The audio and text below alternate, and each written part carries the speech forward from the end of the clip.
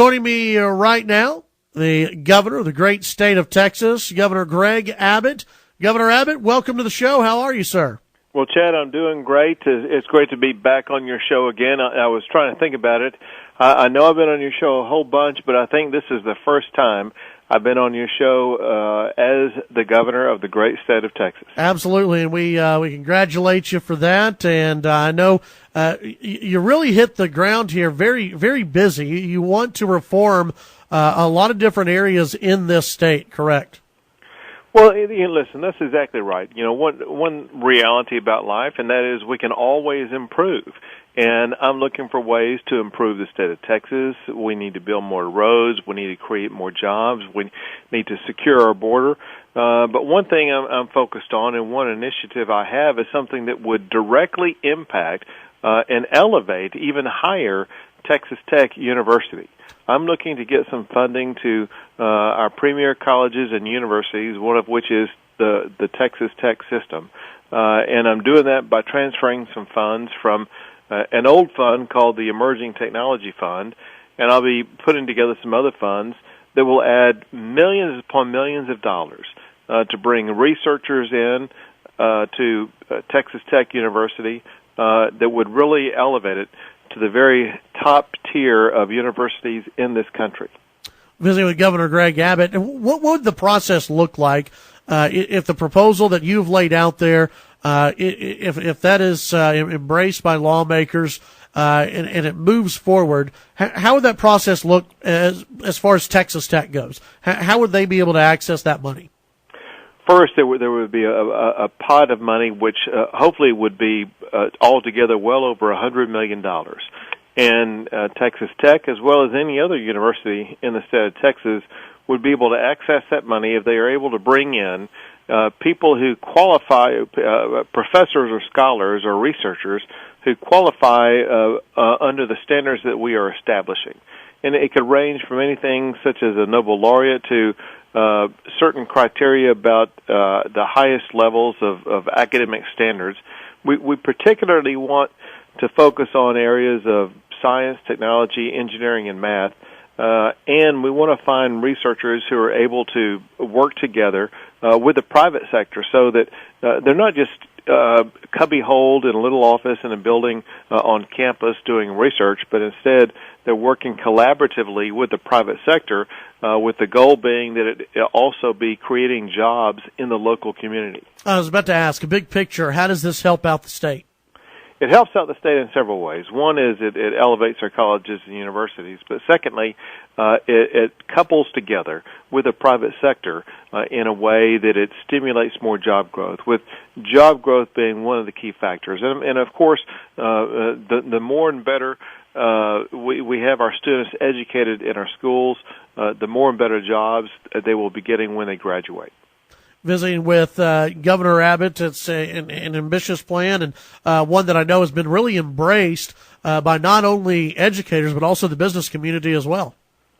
Well, that's exactly right. And here's one of the leading concerns I have received from employers across the state of Texas over the past year, and that is that the state simply is not cranking out enough of the skilled workforce that the employers need. We need a lot more students who focus on the science, technology, engineering, and math areas, but we need employees with the practical skills. And sometimes this means not necessarily a 4-year degree at Texas Tech, but a 2-year degree. Or in fact, I toured the vocational program for the Lubbock High School system, which is one of the best in the state.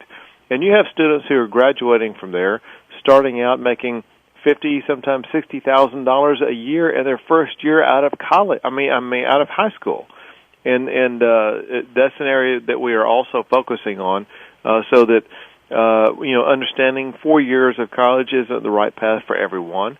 That a career is the right path for some people, and we need to get people to understand that is a very honorable, worthwhile pathway for them to take, one that is very rewarding.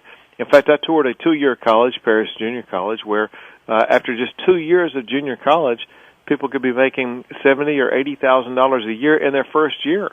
So I was thinking, this governor campaign doesn't work out. I could just go to Paris Junior College. Visiting with Governor Greg Abbott. I think the governor thinks it's going to work out. I just, as of right now, how I'm looking at it, I think you're doing all right.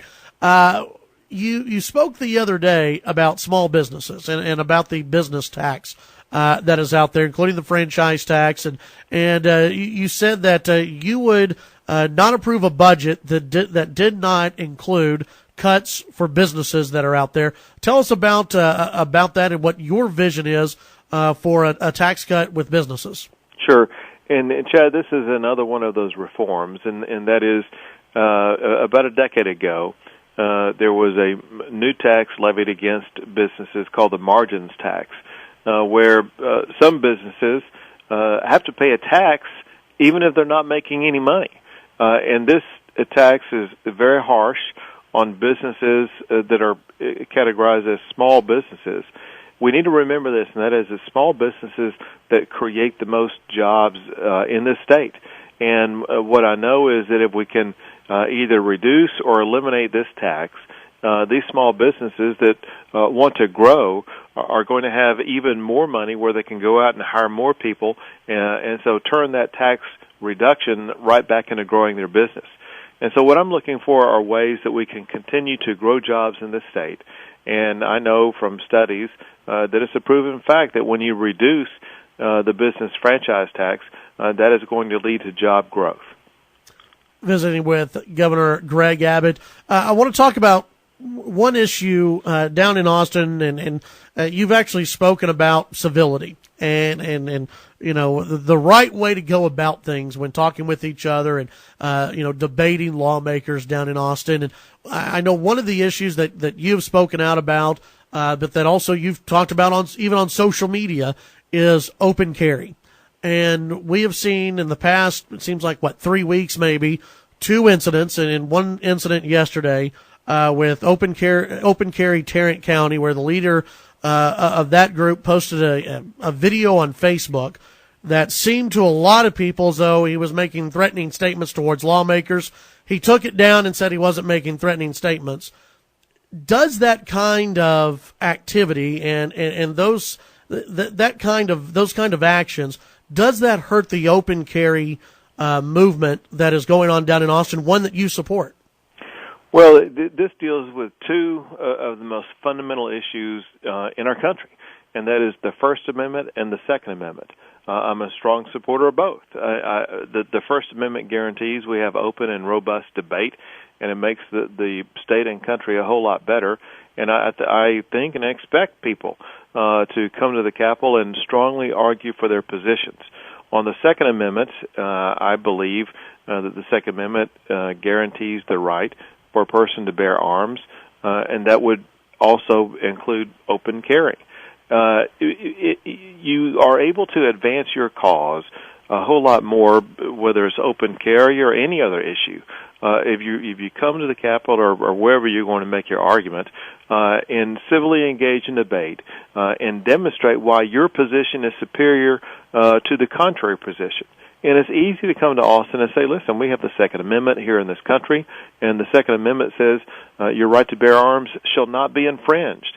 And you can openly, honestly, with dignity, make that argument without making threats to others. And so I'm just trying to advance to everyone here, and that is that we can make strong arguments that are winning arguments in ways that don't threaten others, that will turn out to be better for everyone.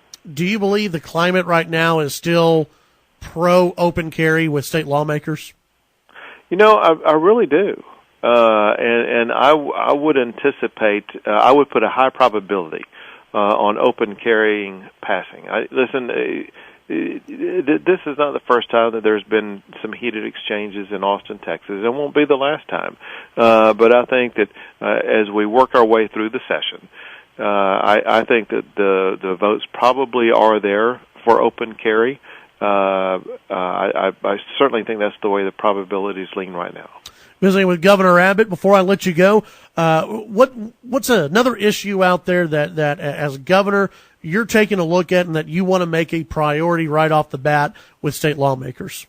I'm going to give you one that comes from a different angle, that's very important to me, very, very important to the future of this state, and something that would cost very, very little. And that is, we must do a better job of getting our kids off to a good educational beginning, all the way through third grade. I want to see every child reading and doing math at or above grade level in the state of Texas by the time they finish the third grade. We have some great strategies to get that done that will be cost very little. It's just a matter of commitment to doing it the right way. If we can start building a better pathway for our students in this state, we will just continue to elevate as our ranking as the best state in the country. Governor Abbott, as always, appreciate your time, and I look forward to many other discussions with you here on the show. Thank you so much, Chad. You guys take care out there. All right. You have a good one, sir. Bye-bye. That's Governor Greg Abbott here on the Chad Hasty Show. News Talk 790 KFYO.